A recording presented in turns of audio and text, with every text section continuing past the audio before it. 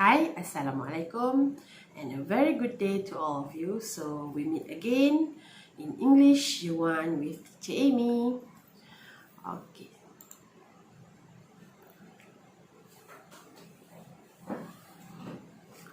Okay, so for today, our lesson will be focusing on page 27 of your textbook. Okay, so learning objective of today is, by the end of the lesson, you should be able to read and match sentence with correct pictures, read and find the correct frame from the dialogue, and read and sound the short vowel E. Okay, so this lesson is something that is related to our previous lesson, which is the go-kart race. Okay, jadi hari ni kita punya lesson ada kena-mengena dengan yang lepas, iaitu go-kart race. Okay, so we have 3 activities for today, so we are going to look one by one. So for activity 1, we will review adjective. Okay, we will not review all. Okay, we have learned this previously, so we take a look at a few adjective. So this is from your textbook, page 27. Okay, I'm going to read the sentence. Okay, I want you to repeat after me. Okay, are you ready? Okay, number 1. A small go-kart. A small go-kart. Okay, number 2. An old go-kart. An old go-kart. Number 3. A big go-kart. A big go-kart. Okay, very good. Okay, so now if you can see this one, the sentence number 1, okay, the first one, a small, okay, a meet with S. Okay, this is consonant, so we use a.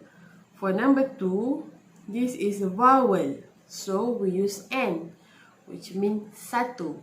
Okay, sebuah. So and all, because this is vowel. Okay, for vowel we use N. Okay, so we are going to match the picture with the sentence. Okay, we will look at the first sentence, a small go-kart. So this one is the small go-kart. Okay, number 2, an old go-kart. Which one is the old go-kart? Okay, so this is the old go-kart. Okay, number 3, a big go-kart. Okay, a big go-kart. So the big go-kart is this one. Okay, so that's all for activity 1.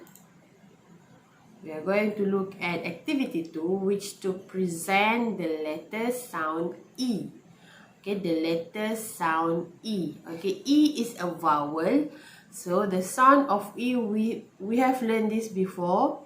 The sound of E is eh. Okay, so we are going to focus on short vowel, bunyi pendek. Okay, huruf E bunyi dia eh. Okay. So look at the word. We have 2 words. Okay, this is ben,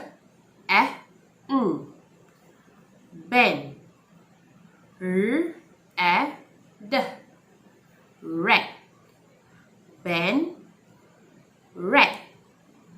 Good. Okay, so now let's read the sentence. Okay, this is Ben from the red team. Okay, again, this is Ben from the red team. Okay, good. Okay, have you ever heard of this sentence? Okay, pernah dengar tak? Okay, Ini ialah dialog from our previous lesson. Okay, dialog daripada lesson kita yang sebelum ni, the go-kart race. So, I want you to look at your textbook, page 26.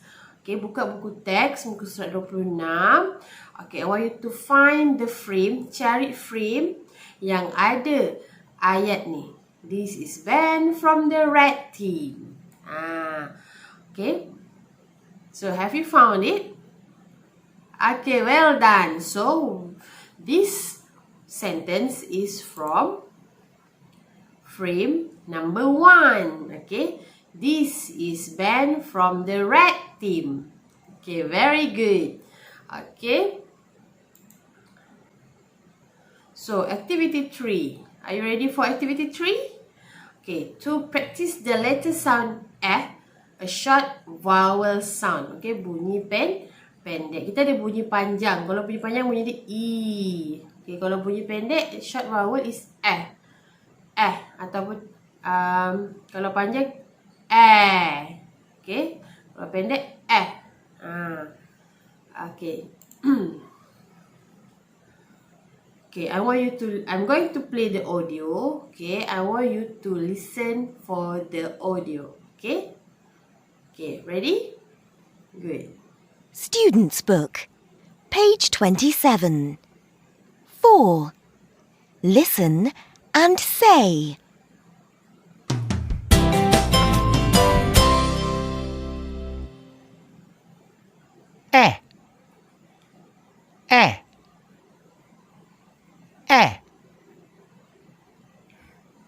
Ken and his 10 red pens. Ken and his 10 red pens.